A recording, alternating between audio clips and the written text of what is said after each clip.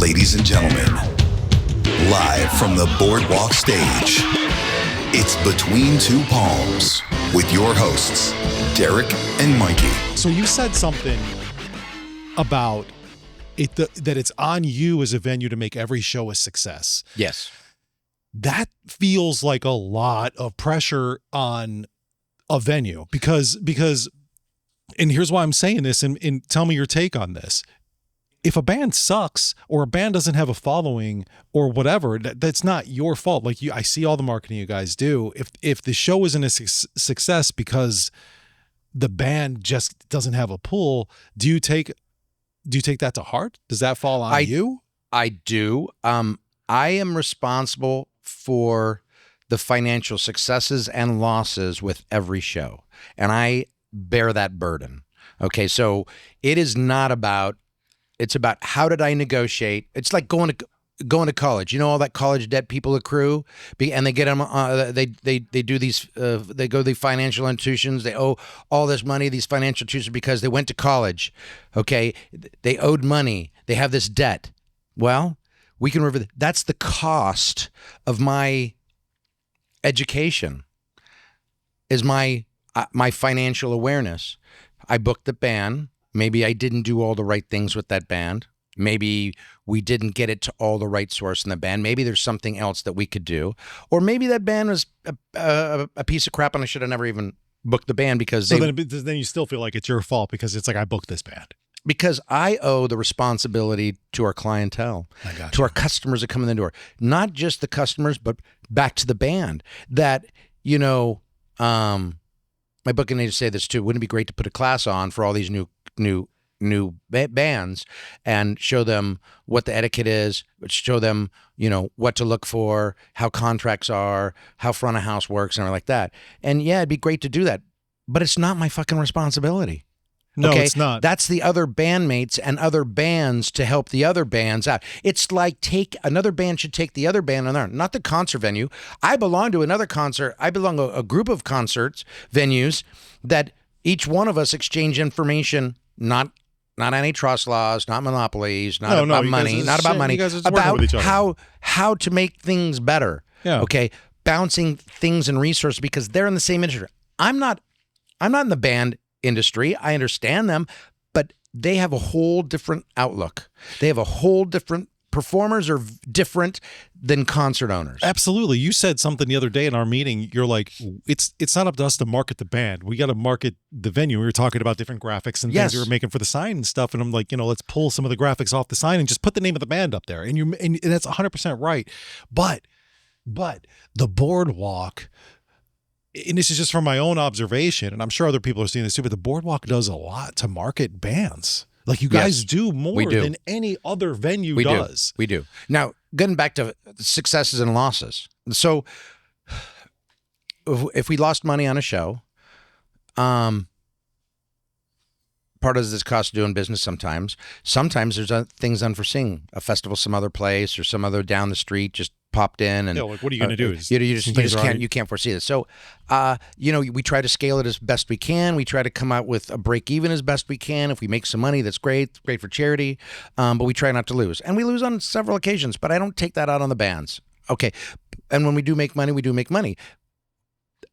The way we've been running this business for almost 3 years, you'd look at the financials and go, "Oh, Jesus, you lost $300,000 this year. You lost, $250,000, and then you lost $200,000." The scale is changing, and if you know anything about any new business, and I'm creating this as a new business with new sound and new food and new everything, new insides, is that there's going to be a cash burn, there's going to be an awareness, there's going to be a turnaround from an old name. We struggled with, hey, should we change the name? And it's New Sunset Grill on Greenback, and everybody's, New Sunset Grill, let's go. It used to be the Boardwalk, but I want to see what the new changes are.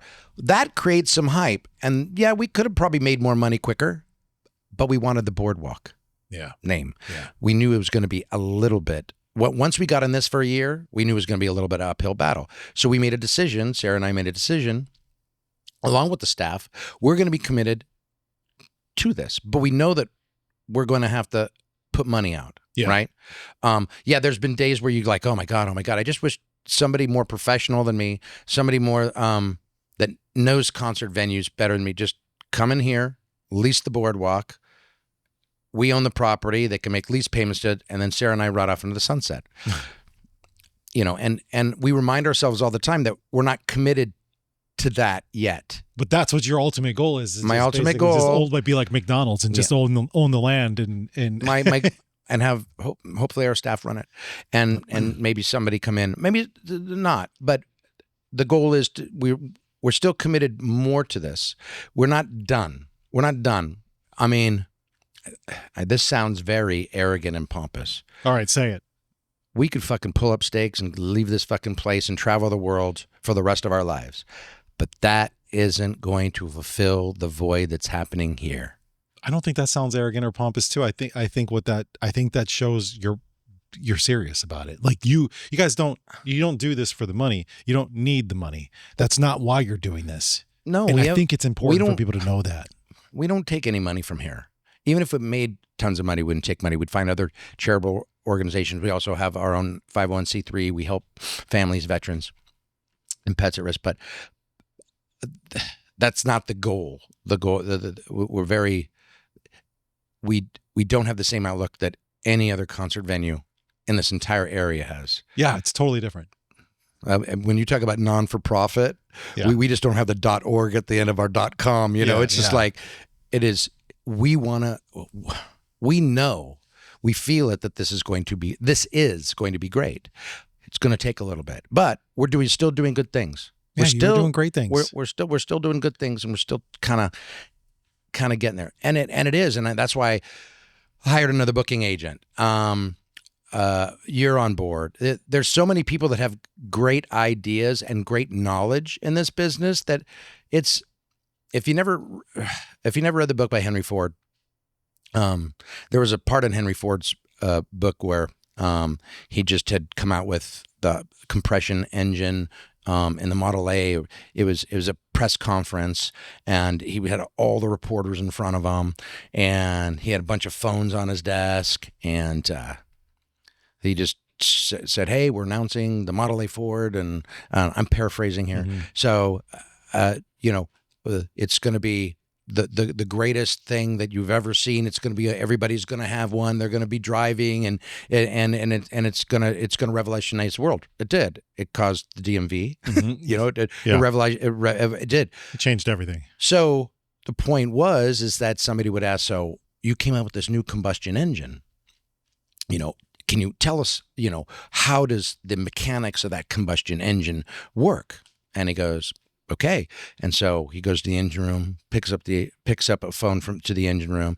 He recites what the reporter said. Mm-hmm. He listens to it. He puts it down. He goes, well, it's all devised by gasoline, a piston, and a spark, and it causes this shaft to move from explosions, and it in essence drives the back wheel to move the car forward. And the guy's like, And then another reporter goes, how did you get all these beautiful curves, on the outside, the fenders, and how did you get all these beautiful things? Because it looks like a work of art. And he goes, to the metal shop, room, and he's like, hey, how do we do it? Like, oh, okay. He says, well, our designers freehand these things mostly, but it's between two plates, these two hard roller plates, and they roll it and roll it and roll it and everything. And so he answered another question, and finally a question came up, and he said, I said, well, aren't you supposed to know this? He goes, all those phones and everything. He says, we're asking you questions about your company. He goes, you're supposed to know this. And he goes, not exactly. I just have to know where to get the information. That's true. I've assembled some of the brilliant minds that this world has to offer at this time, and they are the ones that I have assembled. That's what a manager, owner, boss does. Like They get the right people and surround themselves by the right people.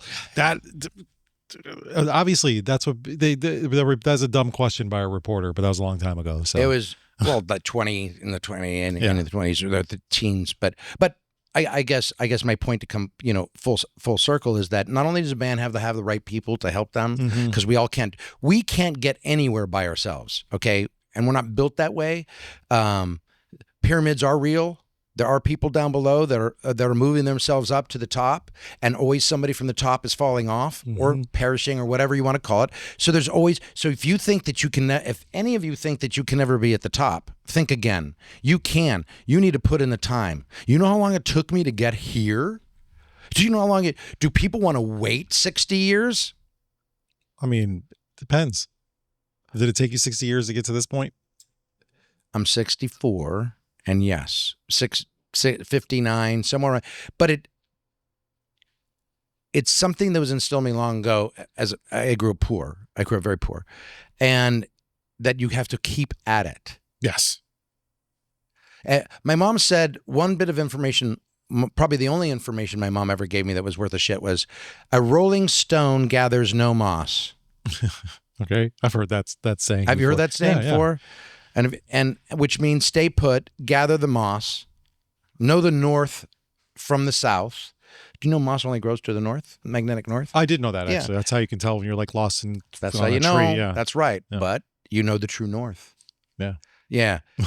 So you got to stick to it. Okay. If it's not for you and you're not passionate about it, find something you're passionate. I know that's easier said. Some people fall in it, or if you're not passionate about it and you don't like it, make it passionate. Find the reason. You know what? What is your reason? What is your reason for living? What is my reason is this. Then make this passionate, because it's getting your reason. So it doesn't necessarily, your reason doesn't have to be right in your face and what you're doing and all the time, but have passion about what you're doing because your reason is coming to fulfillment.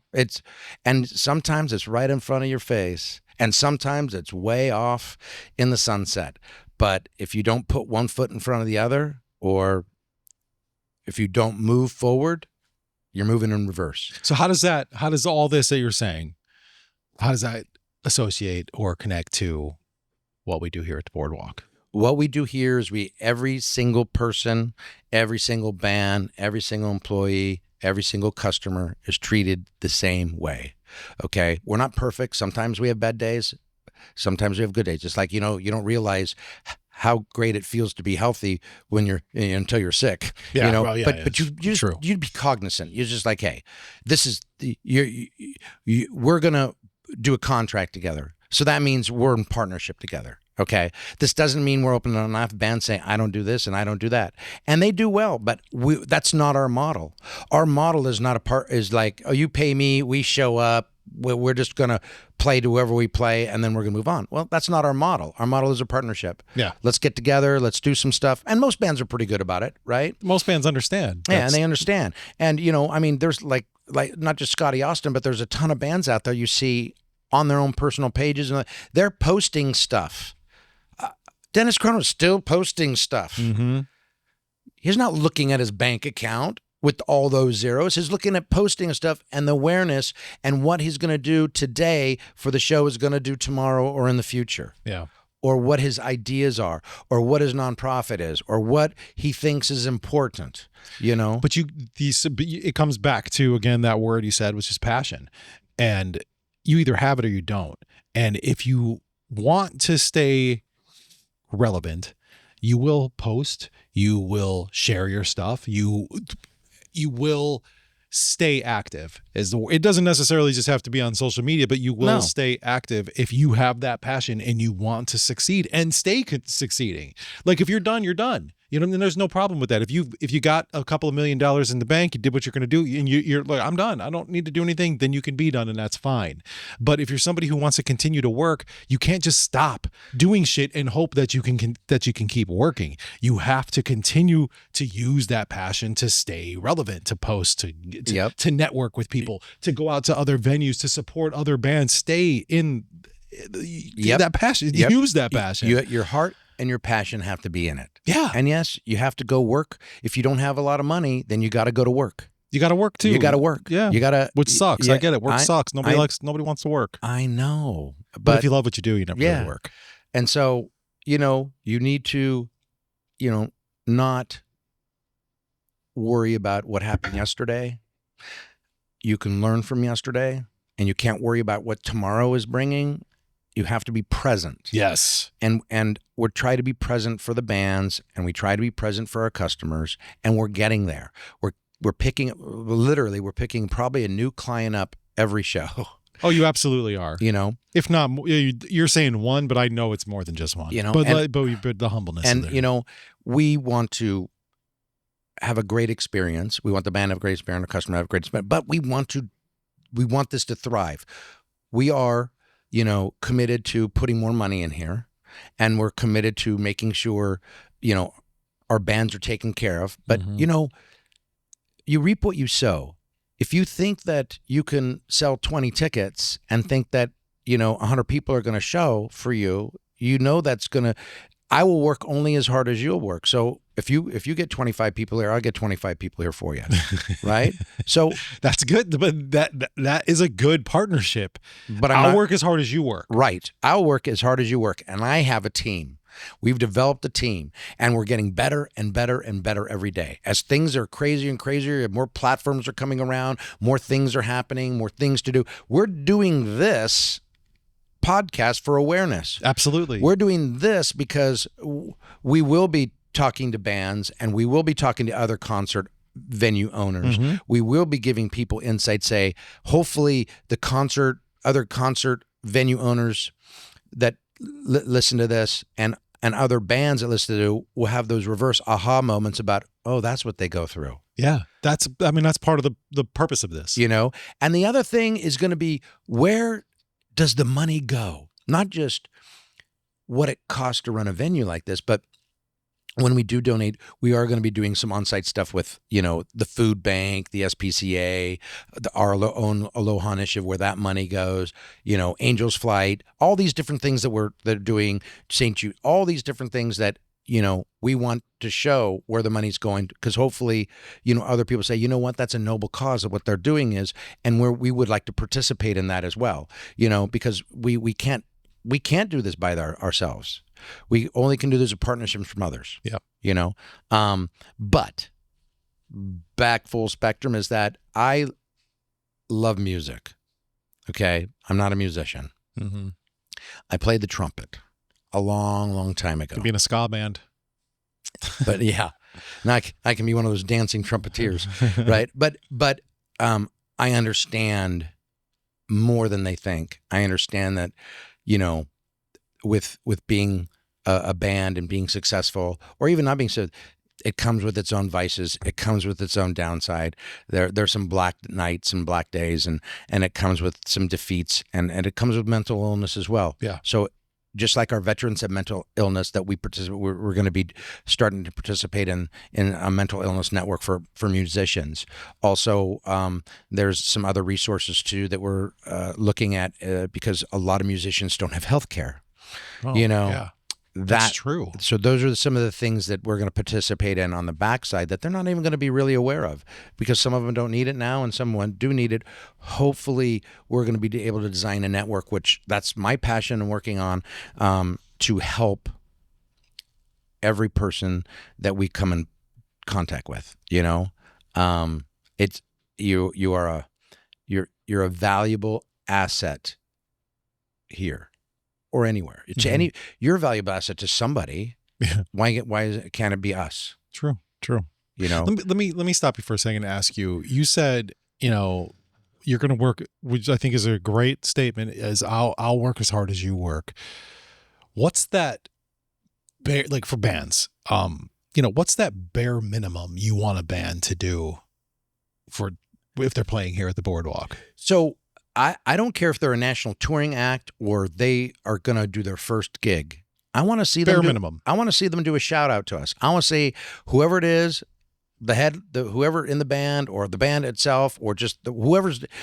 They're so excited. We're going to be playing the Boardwalk in such and such state, and they want to post it again. Well, it's got to be somebody in the band. You don't want their guitar tech getting up there and being no. Yeah. You know, all right. That could be the added coupon value to it.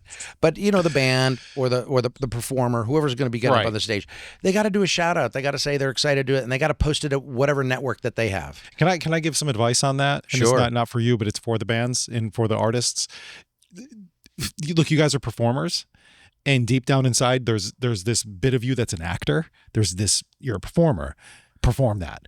Go up there when you're recording those things, perform it. Because if you grab the phone, and there's nothing wrong with holding the phone like this, and you just say, I'm playing a Boardwalk this date, hopefully you guys can make it. It sucks. Yes, that translates to like, it translates to God. I don't want to go. I don't want to do this. I'm recording this thing because they asked me to. For fuck's sake, if you want people to be here and enjoy your show, it takes a minute to do this video or this clip that you're asking for and seem like you're enthusiastic about it and that you care. Even if you don't. Look at my clips. Look at my video clips when I do Facebook, Instagram. Yeah. When I have somebody coming here, they're the best. They're great. And I'm very excited. I'm truly excited to have a concert date with them here at the Boardwalk. Yeah. Because we put time and effort into and getting them here. And now we're excited about it being here. And that's so be real. Just be real. I know. Be excited about having the opportunity to do something you love. Remember what you did this for. Because the thing is those shout outs have the potential to pack the place or keep the place empty. You know, they really do. I don't have a lot. I got 10,000 followers, right? Mm-hmm. And it's growing. But you put your shout out to, and if you're just starting out, how many ever followers you have, and then you let me get that. You share it, and I share it. The Boardwalk shares it with that stuff. You just got hit 20,000 people in a day. Mm-hmm. So understand that the shout out is a benefit for everybody. It's a really big deal, and it's free marketing. It's free marketing. So I expect that. I expect them, to do whatever network they have to do their regular postings on, leading up to. I expect every band not to play within 30 days and 25 miles of my venue. Okay. You're diluting the interest. You're diluting our interest. You're making the door get less. If you're someplace a week from now after, or someplace that is $10 and we're 15, or vice versa, and or it is only 5 miles or whatever it is, you are diluting your own interest no matter what. I think it's going to be really hard to get people to see that. Yep. Because I see where you're coming from, but like to ask, some local band, you guys, if you want to play here, you can't play for another month within a 50-mile radius. I'm talking about a headliner. Okay. I'm talking about a headline. A supporting act, an opening act, I understand they play, but that's when they got to roll up the sleeves and they got to, figure out if they want to sell tickets or not. That's true. I mean, that is true. And there is not one band out there that made it to the top that didn't sell tickets. Oh yeah, when they started out. So don't delude yourself by thinking that it is not a partnership, and don't delude yourself that it's different. I just need to put it out on my TikTok or whatever it is. I had some guy arguing with me on a post about bands selling tickets, saying bands don't sell tickets anymore. That's old school thinking. And I'm like, that's not true. That's not true at all. Every band I know, in every local band I know, sells tickets. So I don't know what he's like, I book shows all over. Okay, well then continue to book your shows. If you're booking national acts, you're right. I'm not going to ask Foo Fighters to go sell some fucking tickets. No, that's stupid. But they did. Foo Fighters. Well, or maybe Nirvana, not the Foo Fighters, Nirvana or at least. way back, They or City Kid before, Tesla. Yeah. Don't delude yourself by thinking, they didn't do it. You remember this. You don't get away from the grassroots, and you have all this other media. You just add the other media onto the grassroots. Yes, you don't just stop. Why would you pigeonhole yourself anyway? You think, I don't want to do that because it's a pay to play. No, it's not a pay to play. Or if you want to say it's a pay to play, but understand this: if you really wanted to make it, from what I see in this business, you had to sell tickets for every show for 5 years, but you'd make it. Would you do it? But yeah, absolutely. Absolutely. But if you don't, you will surely fail. Just get out there and sell the damn tickets. Sell the damn tickets. It's not that I sell freaking hard. tickets. We sell tickets for you. Yes. We put lots of money out. I do videos in my backyard selling your tickets to come get them to see you. Do you understand that by putting you up here on the stage and we're helping you sell tickets that you could be noticed by and get that next great manager or get that next great somebody that knows somebody that knows somebody. Remember this, somebody that knows somebody will know somebody. There's a lot of people that work here at the Boardwalk that know a lot of people. I that was are amazed. Connected to a lot of I was amazed. Like, and I mean, I know a lot of people. Troy knows a lot of people. Like we have a lot of connections. And so I'm not saying that to toot our horns or anything. I'm saying that as you never know who's going to see who's going to see you, who's going to see what, and who's going to be able to say something to somebody, who's going to connect you with somebody. Dude, you want to know anything about the Boardwalk? We have this little saying called Ask Ingrid. Oh, Ingrid. She knows. Ingrid's been here for 30 years. She's been here forever. She's been here for 30 years. What's up. She's one of the things we didn't remodel.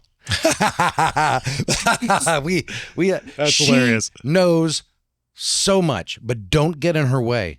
Don't piss her off. I back off. She'll throw you out the door. Right. She likes security. She likes standard operating procedures, and she does not like you deviating from those. Doesn't matter if you're the owner or not. Yeah, it's just how she is. You know. So, but she is wonderful. She's one again, like all of our, like all, like all.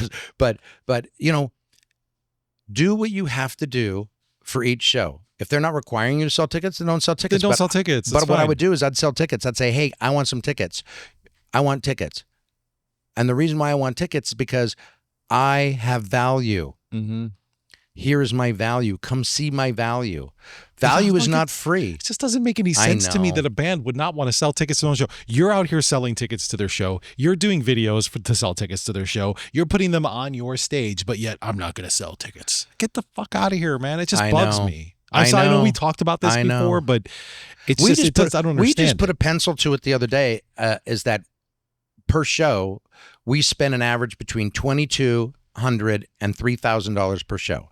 Now that's part of front of house. That's part of engineering and lighting. But you also know we have musical equipment that sound system that has to be continually cared for. Honestly, one of the best sound systems and paid for. Let me just say this again, so people understand. For those of you who have not been here, probably one of the, if not the best sounding venues around. That's not me shit. I mean, I've been to Goldfields. I've been everywhere. I'm telling you, it's incredible how good this place sounds. We worked hard for it. We had Bosch come out and set up mics all over the place and found certain things that we needed and didn't need. And, I think the only thing that we're really kind of left with is one more fill above the stage that actually comes directly down, because from directly in front of the stage to about 6 feet back, there's a 6x6 dead spot. I know I'm kind of no, you're 100% right though, but I noticed it myself too. Because you're right. Yeah. It's there, but what are you gonna do? I know. So we are gonna bring another $10,000 speaker in and drop that over there. Yeah, I know. Holy shit! I know the fills in the back are like $2,000, $2,500. But they're good. But they're good. But they're good. Yeah. So you it's like the old days where you buy quality, you buy it once, or you could buy shitty to get through it, and then you're going to buy it 3 or 4 times throughout its lifetime. Yeah, and you're going to be so far behind. But some people can only afford it then. True. But for bands, like if you play here, you're gonna be blown away. You're gonna sound so good. Yeah. So just this past week, was it this last weekend? I'm not sure. It was this weekend or the weekend before.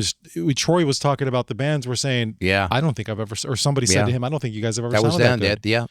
We had 3 or 4 bands. It's incredible. We were sick. We were getting over it, but we didn't want to possibly even affect anybody. But the stuff, the super flu now, that just knocks you crazy. But back to the $22,000 to $3,000. You have to understand that we have sound techs, we have somebody at the front door, we have security, and then we add all the taxes back with it. Then we have a marketing person, and then we have another marketing person, and then we have a booking agent, right? And then if you add all those things together, along with if you don't know this, and this is a start, if I would have known this, this might have even deterred me. Our insurance policy to have a concert venue without having dance, quote, a dance permit, which is another $10,000, costs us $1,000 a week. That's insane. Yeah. And my wife would say, it's a little bit more. It is a little bit more, but it just sounds, if I said $1,237, it's like $1,000 it's like $1,000 a week. So it's cost. So if you talk about us running, 3 shows a week, do the math, that's $333.33 per show. Add that onto it. Licensing, $10,000. Damn. Licensing with BMI, ASCAP, and CSAC, or as we like to call them, scrotum sack. That they are the embezzlers. And Yeah, and, they and a segue on that, if we don't give a set list on every show and do their form and send it in every week, the revenue that they pick up from that for that week never gets to the artist. They just keep it. Because they keep it. That's why they're $1 billion corporation. Because a lot of people don't send in those. They set have more lists. attorneys to go after us and not care about it. A small guy, they love putting people out of business. And they love not finding other business. There's like 10 other businesses in the surrounding area that don't pay any licensing fees. But it's not my job to say, sick them. Yeah. That's not my job. No. You know what? All we know is we're caught in the net Mhm. and we got to deal with it. So if you talk about that $10,000 a year with that, and you divide that up, at a couple $100 a week, Yeah. you add that on top too. So between that 3,300, we're already at $500 just for licensing. That's not keeping the lights out. That's not air conditioning or heat. That's not electricity. That's nothing. That is just to produce a show and add employee taxes onto it for that. That's a lot just of from- money, though, man. It's a lot of money. So if you understand that we're trying to break even, so we have to add that onto our ticket price, and then we have to add any other rider stuff from the band onto that ticket price, and then we have to add sales tax onto that, and then we have to add the band cost itself and any backline that they may want. Right? Oh, yeah. So then you take that and you scale it, and we divide that by 170, and what is our ticket price on that? And we hope to do enough marketing and enough traction and everything like that to get, past that mark and we do successfully on 1/3 of the time get that, but 2/3 right now we're still a little bit shy of the money that we got to kick in, And then you have to think about your employees too, that if we don't have regular shows and they're sitting idle or they're on hourly and they're going to go find another job. Oh, yeah, for sure. We have to. So I'm like, sometimes we have to fill the hole with the loser just to keep our staff busy, just so they have income coming in. So it's just more money because we listen, we care about people and we care about our staff, and we care about staying open, even at an expense. We do have holes. We try not to have holes. And I think 2026 is going to be a tremendous year for us as far as the people that we have in booking, Dana and Troy, myself, that we can book, 4 shows, 4 shows a week, that type of thing, or 4 bands a week, however you want to say it. And I think that in collaboration with how we have this, it's getting to be a well-oiled machine on our marketing and going out there, that we're going to be, hey, what are we going to do tonight? Let's see what the Boardwalk's got playing. Yeah. Or, hey, what do they got coming up this month? And then get their tickets. So we're going to be, instead of an afterthought that we've been for 2 years, this last year we're more of a forethought to where we're getting more and more. Before it was more walk-ups and less online. Now we're getting more online and less walk-ups. Okay. So it's people planning. Yes. That's a really good people sign. are planning. So, if you want to an all ages show, we have live band karaoke the 1st and 3rd, and then other shows on that Thursday as well. That's always going to be all ages. And then we have Fridays that are typically all ages. And Saturdays, I always like to call date night that it is not all ages unless it's a special thing. And then most of the time you can come here and there are no kids. But, even when the kids are here, they're very, they're responsible, they're respectful, they're with the parent anyway, or a guardian, and we never have any problems, It's a good mix. And then Sundays, we have other things that go on Sundays, and we definitely have our bottomless mimosa brunches, and we also have our music video bingo.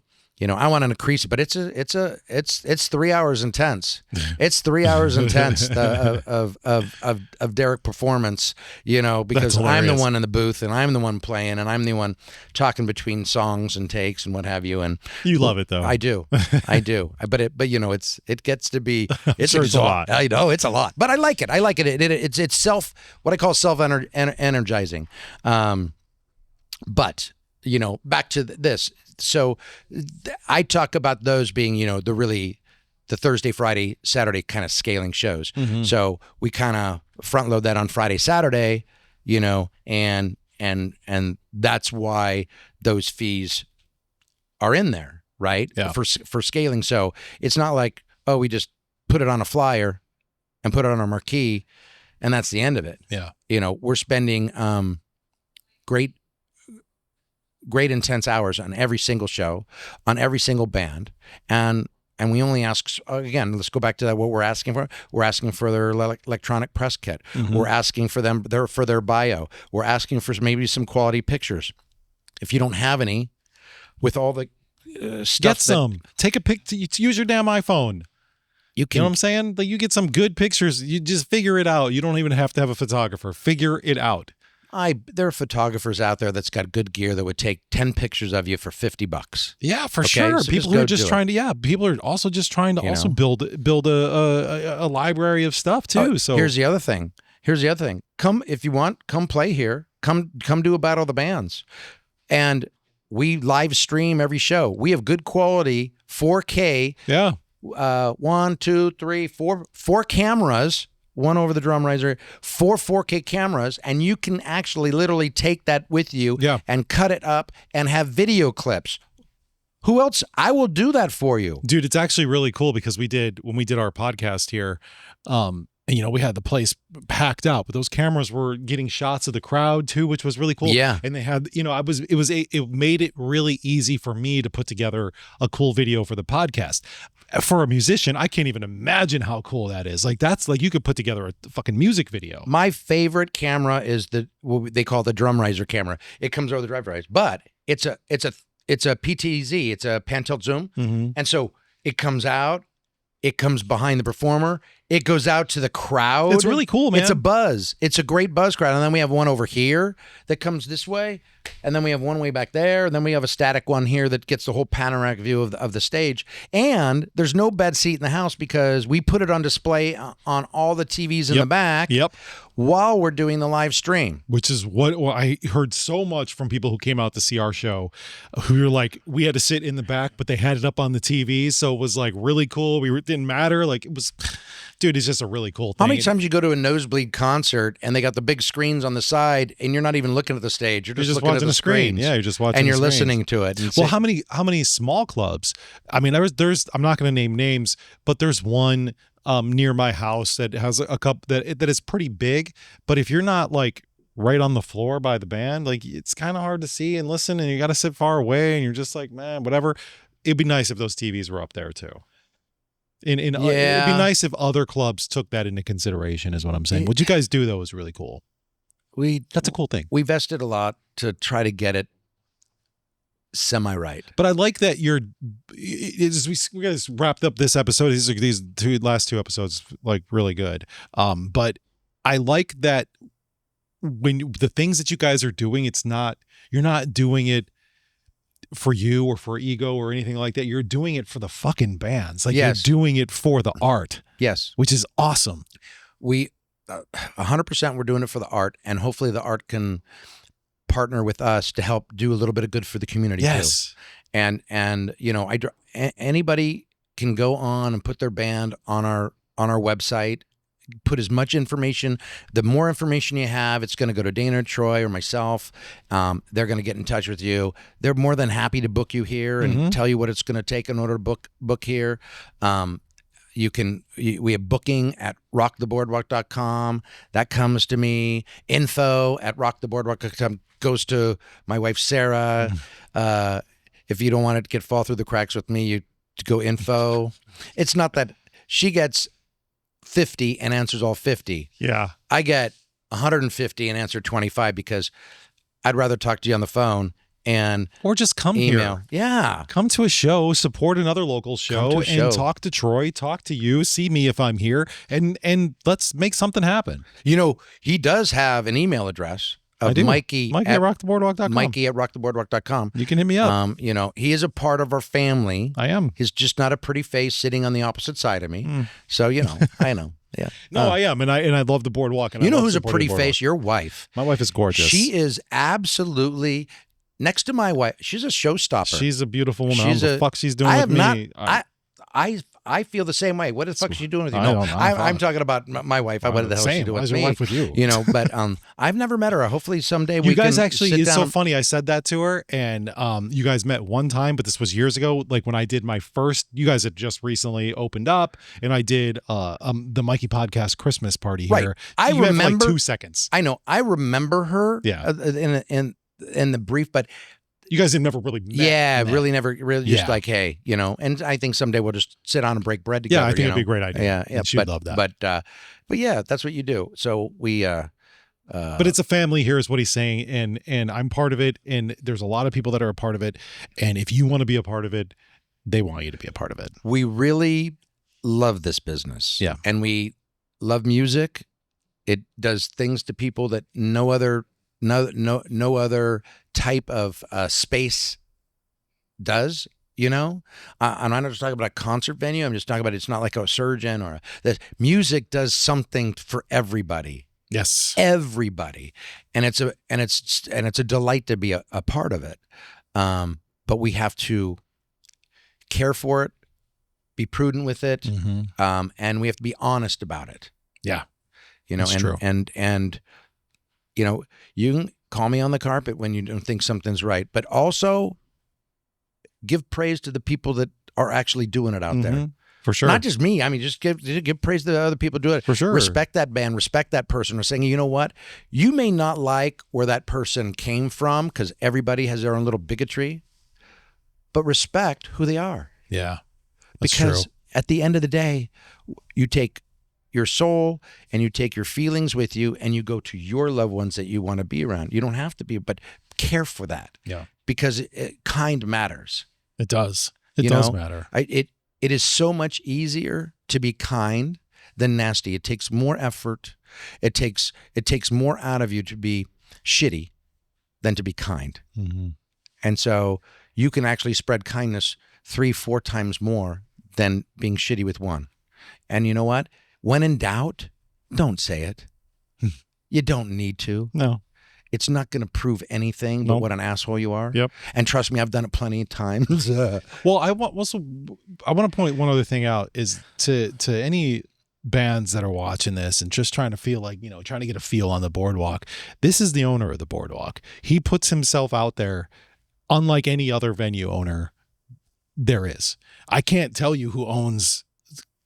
I'm not even going to name names because I don't want to give them any I know a few owners out there, but I don't see them much. But they don't put themselves Yeah. out there like that, is what I'm saying. You're making yourself available to the people and to email and all these things. So just like that should say something to you as a somebody who maybe wants to play here. It's like, this guy's just he's accessible. And I appreciate other people when they come up to me and they talk to me and we can find a common ground. We Yeah. can understand each other. I hope I'm approachable. You know, You're very approachable. But I think part of this podcast is letting people know that, because I think people live in this world where, you know, people outside of the industry will like, oh no, this is the owner. Like, I'm not gonna fucking that guy fucking don't want to talk to me. But you're not that guy. Sometimes I'm on my computer or I'm doing some stuff and then somebody comes up and says, "Hey, can I talk to you for like?" I'm like, "Oh," and all I'm doing is when I say, "Oh," like that, I know it's going to take me 20 minutes to find out where I was, because I'm going to stop, Yeah. and I'm going to talk to you, Yeah. because I am like I'm like squirrel. It's that. But when I get focused, so I have to run tasks. I got you. And then when somebody knocks me off that task, I got to find out where I was in that task, and I got to start over. And the reason why I got to start over because I got to get the feeling back. I feel it. I know, I get it. That makes sense. No. I just got to get the feeling back. But you will stop and you will yeah. talk to people. Oh yeah. Yeah. And that's the thing. You know, that's what this is about. Don't get too corrupt in your own mind, thinking that you don't need to interact. Exactly. You know, but so, what do you think? I think that's a good stopping point for this episode. Yeah, I really would like to pick it up with, you know, maybe a whiteboard and how booking works. We should. You know, you mentioned something. I don't know if it's this episode or the other episode was talking about maybe doing a class, but you know, I know that's not your job, but maybe there is a partnership with School of Rock or something where we're together. There is a class that we can. Yeah, that'd be interesting. That'd be interesting on putting something together like that for sure. It'd be kind of fun. Yeah, it'd Just throwing it out there. Yeah, I'd welcome it for sure. Anyhow, thank you so much for this jaw-jowing event. Hey, I love talking to you. Yeah. I love coming in here and talking, and putting this out there for people, because I think people really enjoy it. I think people really like the information they get from it. And I want to thank everybody for tuning in. And I want everybody to make sure they're safe, take care, God bless you, and be kind. See you next time.